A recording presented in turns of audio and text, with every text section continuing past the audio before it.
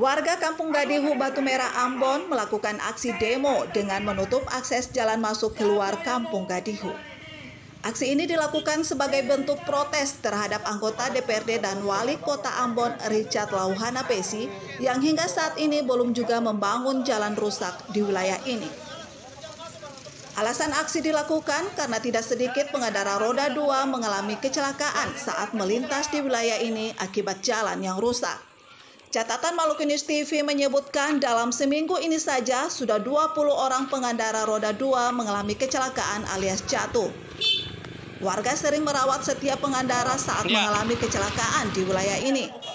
Aksi penutupan jalan ini dilakukan karena sudah beberapa kali warga melaporkan kondisi jalan rusak, namun pemerintah kota maupun provinsi hingga kini tampak cuek saja. Amar Muhammad melaporkan.